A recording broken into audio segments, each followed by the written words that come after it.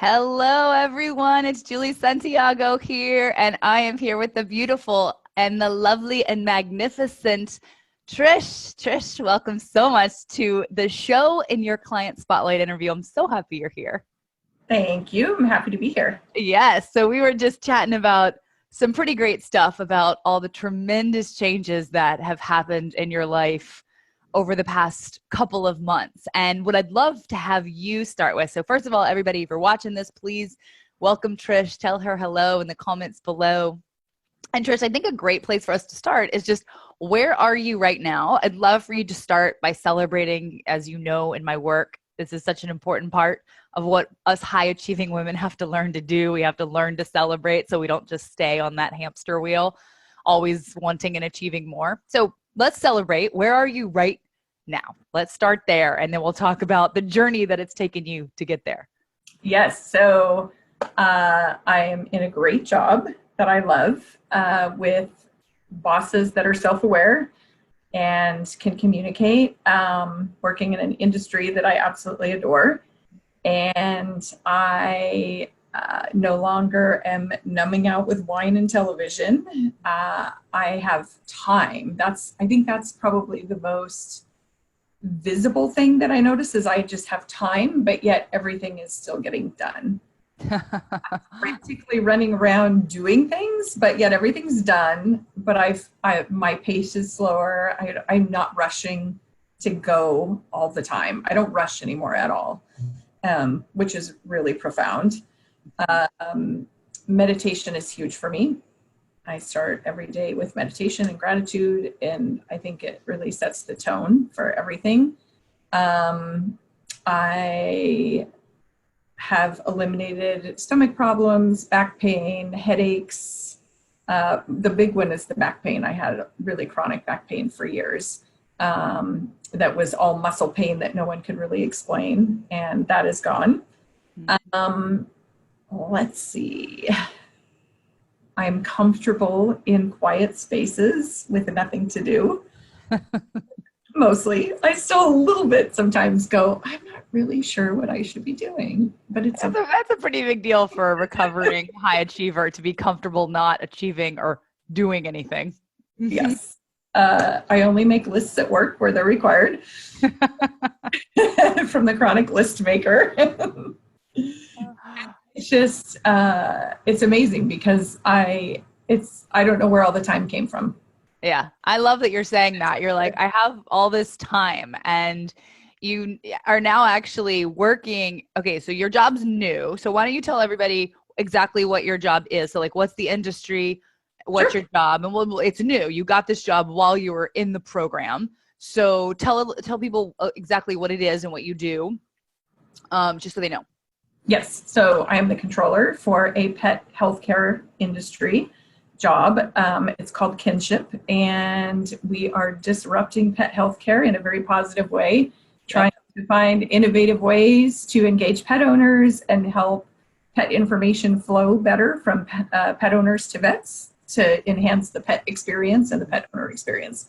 So this is your dream job. Like, absolutely. I want you to tell everybody, like, so people who are listening, right? Like, that may not be your version of a dream job, but this is Trish's version of a dream job, right? So in the program, and we'll talk a little bit about where you were and what you had to learn to start building this life you have now. But why is this your dream job? Tell everybody. Everyone who knows me knows I am a dog person. And I have 2 dogs. I've fostered for rescue probably 11 different dogs. I volunteer at the shelter. Dogs are pretty much where I spend most of my time. So to be working in an industry where I talk about dogs all day is pretty perfect. It's a dream. And you were a controller before, so it's not a totally new industry, but it's a new job, it's a new title, it's a new career in alignment with what you truly love, which for you is about dogs and pets and sustainability and loving our animals and all of that, right? Yeah. One of the things they say at work is lead with love, follow with science, which is like your personal motto. Yeah. Oh, this is so great. So you're in a job that you love. It feels like it was literally like crafted for you. It You got does. you got this job while you were in the program. And you are now, I want to focus on some of both the physical and the emotional things you are feeling now. And then we'll talk about where you were and what you had to do to change. So you're also, you've eliminated chronic back pain that, and Mhm. that happened within like the first month or so of the program. I Yes. remember you really kind of got to the emotional root of why a lot of the back pain had been happening. And so you eliminated this chronic back pain. You are meditating and you're starting your day with gratitude and meditation every day. Every day. Which is amazing. And were you doing that before, or is that No. new? No. So that's brand new. So you're able to start your day connected to yourself. You're not making to-do lists at home. And that was like, I remember you were like, I make to-do lists for my to-do list. Right. So you only make to-do lists at work, and you're able to, and in somehow or another, there's just more time, which is something that we hear a lot of the women in the program say, that they like learn this new way to live and work, and they just have created more time. So I'm curious if you could share that, and then we'll talk a little bit about, well, let's talk about where you were and then how you learned this. So what's new here of all of that? So what was your relationship like with time and busyness and productivity and all of that before you came into the program? I think if I remember one of the phrases at the beginning, what you focus on expands. Mm-hmm. And I was always seeing everything that wasn't done. So no matter how much I did, there was always this much greater, longer list of things I hadn't done. And I was always looking at the list. And so I continually felt like I just wasn't measuring up to myself, or wasn't ever doing as much as I should be doing. And so it was just go and go and go and go. And instead of saying, oh, but you did all of these things, it was, nope, you haven't, but you haven't done all of those things. And then I think just that feeling of frantic all the time, like from the minute you wake up in the morning, you're rushing, you're frantic, you're always in a hurry. You got to hurry up and do this and hurry up and do that. And you're always in that state of stress. Mm-hmm. And that just carries through everything that you do. And when you change that and you start the day with meditation and you start calm and you realize, you know what, if I'm a minute late, the world is not going to end. Mm-hmm. And, yeah. you know, I just, those things I think have made the biggest difference. And so I'm not running around in that high stressed state all of the time. Those are both really tremendous things that you shared. And I just want to reflect them back so everybody could really hear what Trish said, because what she said is really important, is that what was happening before, which is what happens to so many successful, busy, ambitious women, is that there was this state of chronic stress. Like you were in a state of chronic stress, even when there wasn't anything to be stressed about, right? Mm-hmm. There was a list, a worry about, there was nothing was ever enough. Nothing you ever got done was enough. So I hear what you're saying is there was a mindset shift somewhere along this journey that you learned how to do. You learned how to shift from, rather than focusing on all the things that weren't getting done, to focusing on what was getting done. It sounds like you also learned how to get yourself out of that constant stress response. So that franticness. You mentioned something before we got on this, before we hit record, about hurtling through life. Mm-hmm. Will you just describe that to the other women listening? Like, what does that mean to you? What's hurtling through life, and how were you doing it? So just always like not stopping to think and be purposeful about what you're doing or why you're doing it or why you're on the planet or why you're, you know, anything. And just in this busy state of frantic movement, you are just literally hurtling through life and getting all these things done that are meaningless. And all of a sudden one day you're like, when do I get to enjoy life? When do I get to have fun? When do I get to feel like something special or matters? Or, you know, and then you think, and oh, well, is that when you retire? Right. And, you know, you just keep putting it down the road. It's, oh, it'll be when that happens. Oh, well, when that happens. And that's not true. It's right now, this minute, when you choose for it to be this minute. That's so profound, Trish. And that hurtling through life is what most people do until they wake up and realize there's another way. So like you just saying, like you were frantic, you were hurtling through life, you were busy all the time, you were unconscious, right? You're Mm-hmm. not in the driver's seat of your life when you're hurtling through life, right? That's what I No. hear you saying. It's like you're just, whatever happens, happens. You're kind of waiting for something to change, right? You're either waiting to retire or waiting to get fired or waiting to, whatever the thing is, right? For different people. Right. But that day never comes is what I hear you saying. You just keep putting it off. Right. So you're not early in your career. You've got grown kids, Yes. right? You've been working for many years. And how long would you say you had been living this way before you learned a new way?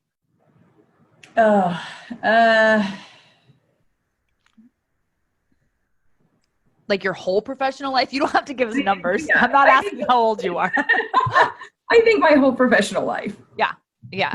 Okay. Of just like that carrot dangling, hurtling through life kind of thing. Right. Okay. Yeah. Great. So I know everybody listening is like, okay, Trish, cool. Well, I get that because I'm that way. How do you stop? So I'm curious if you could share maybe one or two, either of the first things you did, whether it's practical stuff you learned in the program or mindset stuff you learned. Like, what would you tell someone who's listening and is like, I want to do that, but I have no idea how? What would you say to her? I think the whole program works together. I don't know. I've told people I could have taken a different route and done something different, right? I could have gone to therapy, and I could have been in therapy for a really long time, and I don't think I would have had the same outcome that I had from this program, because each of those different modules, they build on one another and they reveal something each time. And so a lot of it for me was hiding, right? I was hiding from my feelings. If I stayed busy, I could just keep running. I remember the time you asked me numerous times, well, what are you hiding from in the busyness? Mm-hmm. Like, that's awkward. Don't ask me that. I don't want to look. I'm hiding. I'm hiding from it. And then the time that I started to have these feelings coming up, and I was like, I feel restless, and I think I need to travel, because you had asked me, what do you usually do when you feel that feeling of restlessness? And I was like, well, I take a trip. And you said, great, you run away. And just, I think the combination of what you learn and then just someone holding you kind of accountable and really making you stop and think about, wait a minute, why are you doing that? Mm-hmm. Why are you doing this thing? Why are you reacting this way? Because we all have the answers, but sometimes we just don't know how to look for them. And it just is somebody guiding us to the point where they're like, maybe you should stop and understand why you're doing that. Totally. So what I hear you saying with that, Trish, and that is like, that was the most profound thing to witness in your own journey, which we'll talk about a little bit more in a second. But what I hear what you're saying is like, that you went on a journey to look within yourself to get to the body. You didn't know this is the journey you were going on. You didn't know that, but what you did is you were willing to self-reflect, right? You were willing to say, why am I this way?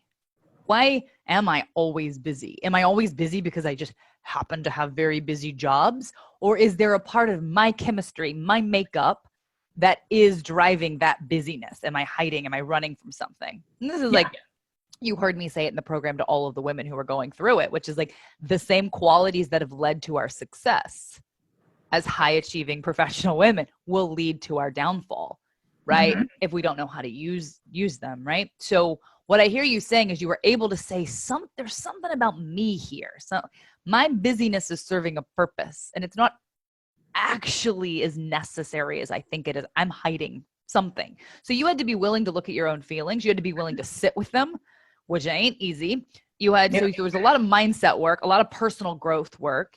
You could have done therapy, but it would have taken longer, right? You just, that, right? It's like 12 weeks versus, potentially 12 years.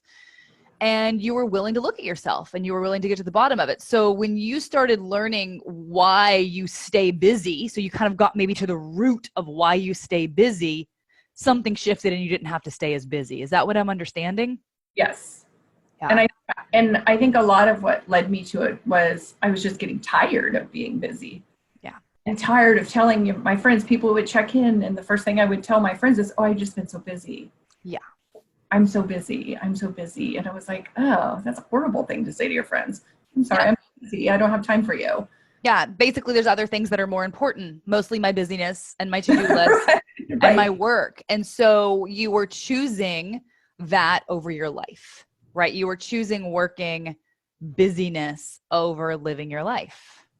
Yes. Right? Okay. So you have kids, you have grown kids. Yes.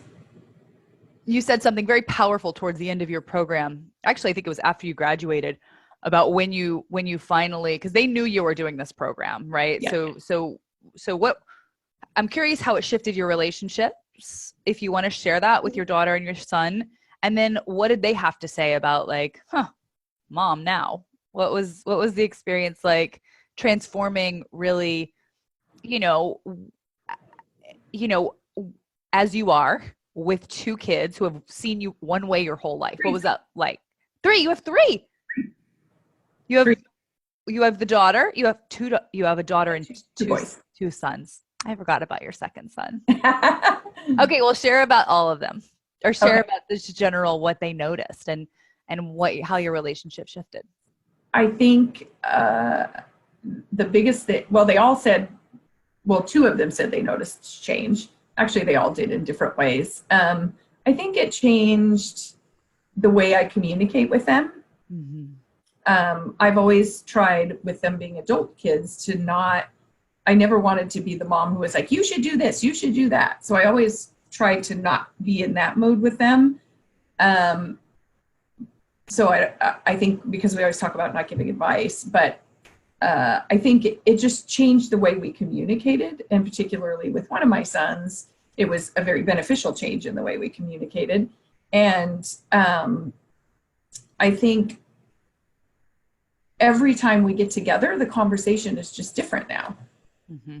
And we talk about things differently. And I bring up their childhood because my parents are no longer alive to talk to them about my childhood with them. So, but I can talk about my children's childhood and say, maybe I did things that weren't so great, and we should talk about that, and one of my sons, the older one, brought up, he goes, yeah, I remember one time I was a kid and I cleaned the whole house for you, except for I missed the kitchen.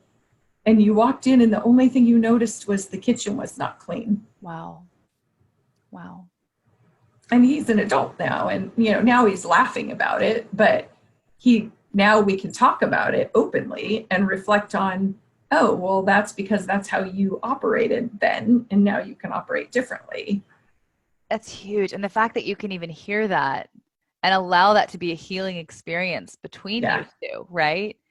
And it's something that you talked about a lot in the program, is like, you were like, I know I'm doing this for them too. You're like, I want my daughter to go through this. Like, I want to talk to her about this kind of stuff. So just even witnessing the healing that's been taking place with your kids, between you and your kids now, and then also in the past, because you have expanded your capacity to be with hard feelings. Yes. And to just talk about. So we talk about these things in random places. We were at a brew fest a couple weekends ago, and we were standing behind this trailer in the shade talking about all of this stuff from childhood. Incredible. That is incredible.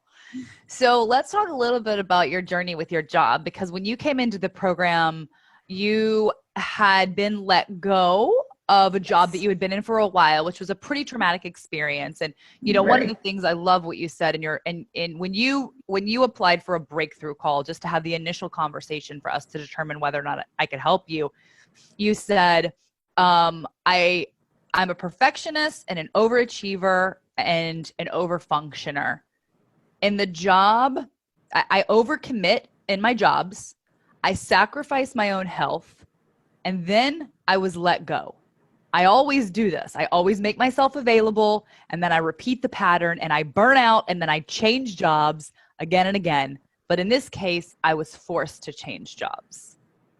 So So you came into the program and you had been let go of a job, and then you were in a job, you were in like a temporary job that you knew Right. wasn't totally right for you. But when you joined the program, what would you say you were most struggling with, or like the biggest problem that you wanted to solve?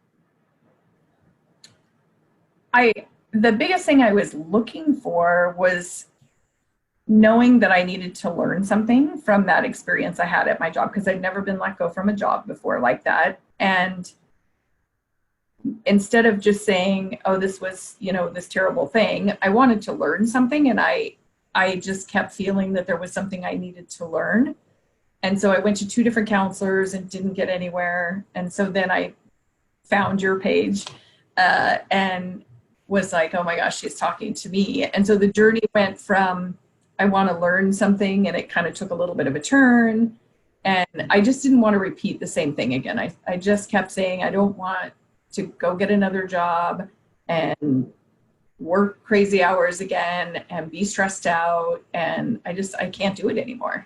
Totally. Anymore. I think you're touching on such an important pattern, and then we're gonna talk about your incredible journey to then find this dream job, right, and find balance in your life. But you're touching on such an important part of what you were experiencing and what so many women who come into the program and come to me are experiencing, which is there's just this repetition of this pattern in some way, right? And you knew, this is why we say it's not the job, it's you. Right. Now, that doesn't mean that leaving the job isn't the right answer, right? Sometimes leaving the job is the answer, but it's not the solution to the real problem, right? Because wherever we go, there we are. Yes. So you came in aware that you were repeating these patterns, and you were at this point where you're like, I'm just sick and tired of being sick and tired. I'm sick and tired of being burned out. Like, I'm sick and tired of doing this. I need another way. And you had gone to a couple of counselors, therapists. They weren't helping. And so you were like, I got to learn another way. Okay. So you came in the program, and you didn't have any intention necessarily of using the program to find a new job, right? That wasn't really one of your main intentions. So will you just tell us a little bit about how that unfolded, and just kind of the magic behind what you were doing within yourself, and then how that kind of created this new opportunity? Yeah. So the project, I was working on a contract, and I remember at the beginning when we started, you challenged me, could you just stay where you are for a little bit until you see what happens in the program? And that ended up working out fine. And so I kind of looked at some different jobs, and nothing was really appealing to me. And I actually had kind of quit looking because there was just nothing was really interesting. And I kind of got to this place in the program where I started trusting that life happens for me, not to me, which is another one of my favorite phrases. And I just thought, I need to let life happen for me and stop trying to control it, stop trying to manipulate it, stop trying to make it do what I want it to do, because clearly that hasn't worked for me so far. Yeah. So all of a sudden one day, here's this little job that just pops up on my LinkedIn, and it was just, way too, I was like, there's no way that job is in my market, that I could have this job, that, and it just, there it was. And so it was, I couldn't have created it any better. I sit with dogs. There's dogs at work all day. It's like you decided to let go, and life started reorganizing itself. It's like, oh, here's the job we made for you, because you could never have dreamed this up yourself. Right. You said something really interesting that I think is really worth highlighting, Trish, because this is so, so, so wise. You said that you had been spinning your wheels, really trying to control and manipulate and just make stuff happen, which, like, can we all raise our hands on how many of us, like, successful, high achieving, ambitious women are just used to control in the show? Like, we're used to running the show. So you were trying to run the show of your life, of your job, everything. And then at some point you stopped doing that. And you're like, you know what would it be like if I didn't do that anymore? What would it be like if I trusted that life was happening for me, right? Like, one of the things we say in the program a lot, life is happening for me, not to me, right? And everything is always working out for me. So when you started making those kind of mindset shifts, right? Mm-hmm. Something shifted. And then all of a sudden there was just a job that showed Yeah. up, right? Now, I realize that may sound way too simple to somebody watching it. Like, oh, that could happen to Trish, but never to me. Or like, she could let go of control, but I couldn't. Or like, yeah, that's like a one-off thing that never happens. What would you say to the doubters who are listening to that and being like, well, that's cool, but that would never happen to me? Yeah, because I would have said the same thing. Like the first, I remember when I'm a very logical thinker person. I mean, if we talk about my Myers-Briggs, I'm a thinker. I'm not, that's my first place, and it's logical. Everything's a bullet point in my head. And I would have looked at you and said, yeah, right, whatever. That's really cool, Julie. So for me to get to a point of just letting go and trusting that the right things would happen, if I'm right with myself and I'm doing the right things, then the right things can happen, was a part of the journey. But it took a long time to get there. You know, it was only towards the end that I got to that point. And I think it's so important, because when you slow it, I remember telling you this too, is when you slow down and stop being frantic, you start to see all the synchronicities and all these little things that happen in your life, just these little things that happen that are just perfect and that you couldn't have planned for. And now I sit there and go, you know what? Control is just an illusion. No one, Absolutely. it's a total illusion. Absolutely. So well said. So in slowing down, you were able to see how, like, there are these breadcrumbs. We talk about these breadcrumbs that are always being left on our path of like, go left, go right. But when we're so flippin' busy all the time and so scared and just like holding our life together with our to-do list and our control and fear, we can't see the hundreds of options that are available to us. And so what I hear you saying is this is a huge shift you made in the program within yourself that is obviously filtering into your personal life. You said something so amazing, Trish, that I will never forget. You go, oh my God. And this was when you were still at your former job, before the new job. You said, somebody in my office called me Zen-like today. Yes. Do you remember saying that and that experience that you were like, that's hilarious. Like, I was the most tightly wound person in the office before this program. And somebody actually called me Zen, right? And so, you know, what I hear is that you learned this different way by being willing to learn a different way. And it wasn't easy, right? It was not easy. You had to be 100% committed to facing really hard stuff and showing up even when you didn't want to, right? Yes. You had to be 100% coachable and be willing to trust the process and the program and learn a new way, right? You had to be willing to do all of those things. Absolutely. And you did. Like, you showed up fully, even when you didn't want to, even when it was really hard.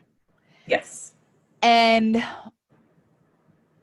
what would you say if someone who's like,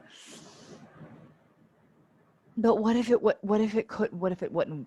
didn't work for me? Or like, what if I couldn't show up that way? Or what if, like, how somebody's watching this right now and they're really resonating with your story, right? And they're like, okay, where do I start? I know I need to start by, you know, finding the right accountability. You already mentioned that. By feeling your feelings and being willing to self-reflect, by being willing to let go of control and trust more life. Would you say that everybody can do this, Trish? Or would you say that not everybody can do this? I mean, this is a real question. Like, do you think everybody is capable of learning what you learned? Or do you think you have to be a certain type of person? And if so, what kind of qualities does the person need in order to succeed like you did? I think everybody's capable. It's whether everybody's willing.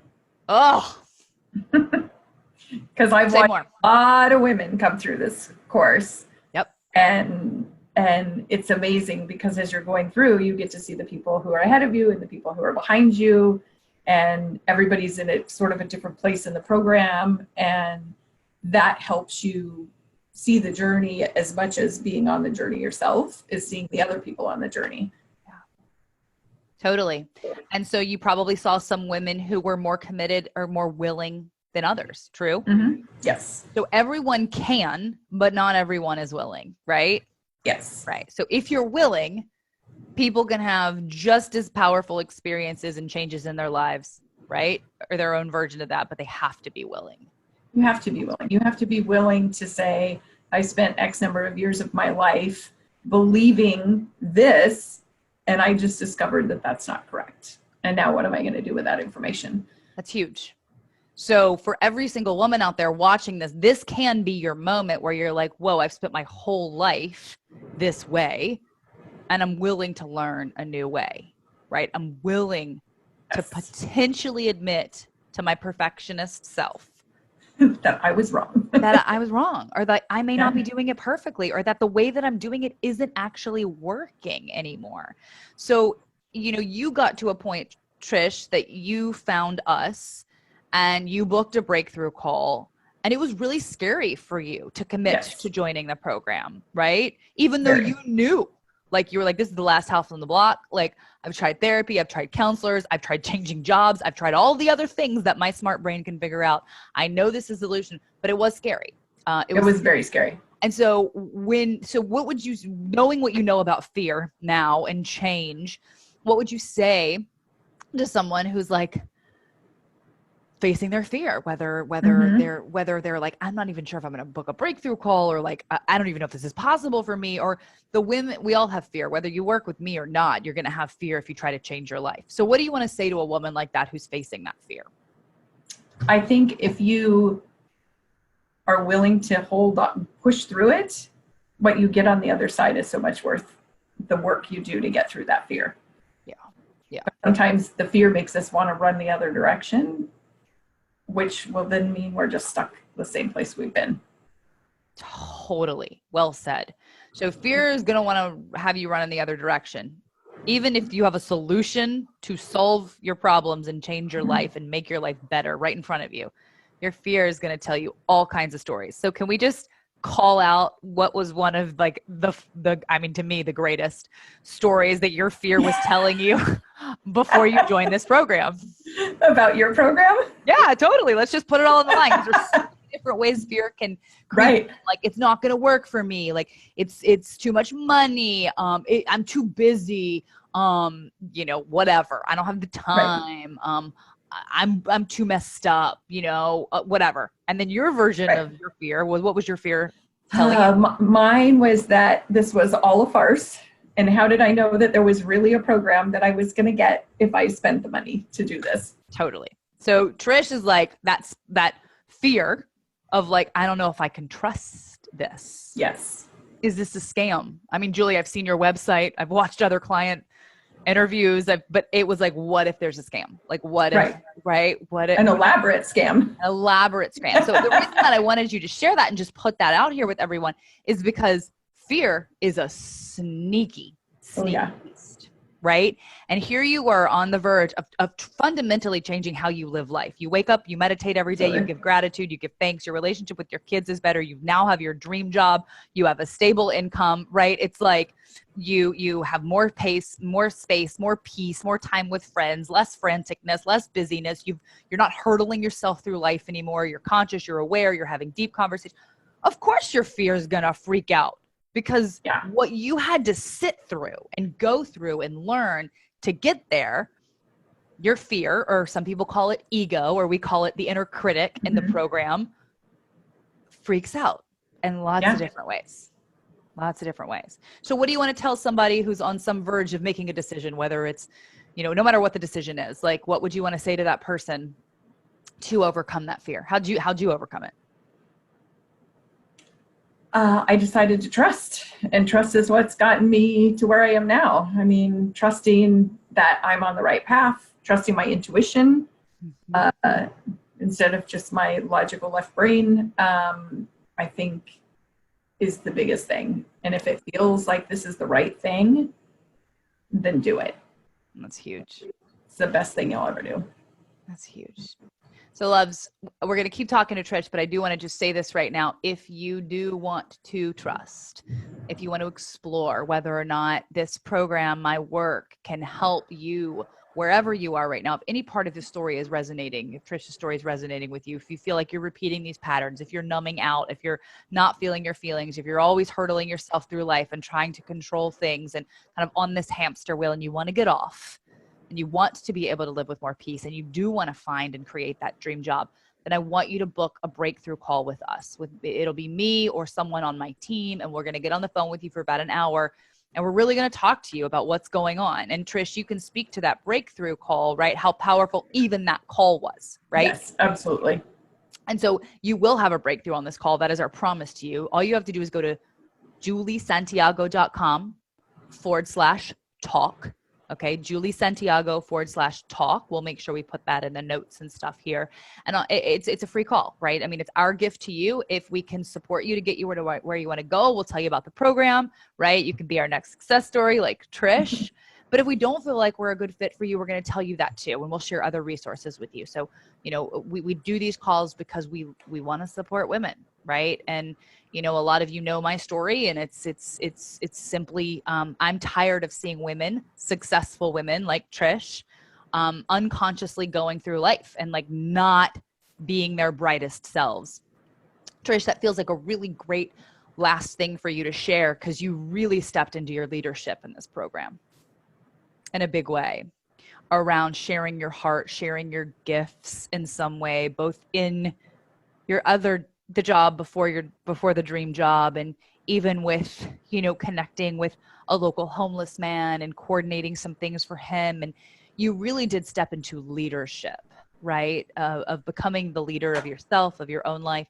I'm just curious if you want to speak to what you learned, how you were able to apply that to being a leader in your office, being a leader with other women, how you learned to lead differently. Would you like to share any of that with the women listening?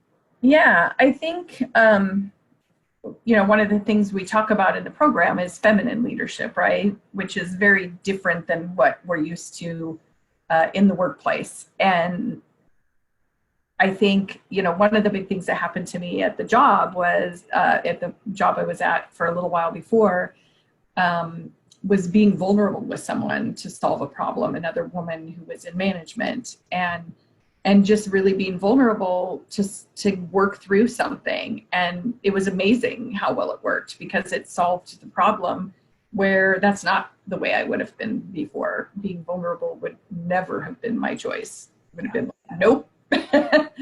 And even in my current position, I got an email from one of the panel interviewers after my interview thanking me for being vulnerable in my interview. And I was like, I didn't even realize I was being vulnerable in my interview. But I talked about this program in my job interview. Wow. To 3 people on a panel. And what did you say? Why did that come up? I'm curious. About vulnerability or something else? It wasn't about vulnerability specifically. A lot of the questions in my interview were about responding to people, interacting with people, what motivates you, what triggers you. And I said, you know, it's interesting that you bring these up, because I've spent the last 4 months in this very intensive program working on understanding these things about myself, so I can answer these questions for you. Wow. Just answered them, didn't even think about them, where before I would have thought a lot about how I was going to answer the question. Is this the right answer? I just answered them from my heart, and then got an email and a job offer the next day. That's incredible. That's incredible. And so, like, what I hear you say, like, I hear so much self-trust, Trish, which is, you know, something I witnessed you develop through this program. I witnessed so much self-confidence, not overthinking or overanalyzing anymore. Yeah. And the ability to lead with vulnerability and with heart and trusting. You are an intellectual person, as are many of the women we work with, and that the difference between the intellect and the intuition, and both are so important. But most of us trust only the intuition, which is what you were saying you did before. And what I hear now is you're trusting your intuition so much. And if that means you're vulnerable or you speak from your heart, you just trust that. Yeah. And that's huge. And that is feminine leadership, right? It is intuition. It is vulnerability. It is connection. It is speaking from the heart. It is trusting ourselves. It's connecting with others. So that's so beautiful. And I cannot wait to see how this unfolds in this new position that you're in, and just what opens up for you, because it's just the beginning. It's just the beginning. Yeah, it is. Yeah. Thank you so much for sharing your story today, Trish. It's so incredibly inspiring. For those of you who are watching, obviously feel free to write down below what you feel like you heard, what you want to apply immediately. And for those of you who want to explore whether or not we can support you to get you to where you want to go, book a breakthrough call. It's free. It'll be the best hour that you spend on your life, I promise you, this year. Like, I can guarantee that. And it's juliesantiago.com/talk. Trish, you are such a bright light in this world. I am so excited to see the woman that sits before me now. And I honor your journey. I celebrate you. It is so flipping incredible. So thank you for taking the time to share your very hard-earned wisdom Thank you. in this program with the other women here. So thank you, Thank sweetheart. you. Is there anything else you want to say to sign off? Any last things that you want to say or want the women who are watching to know? If you're watching right now, you're exactly where you're supposed to be. Absolutely. All right, everybody. Thank you so much. We'll see you again next time. Bye for now. Bye.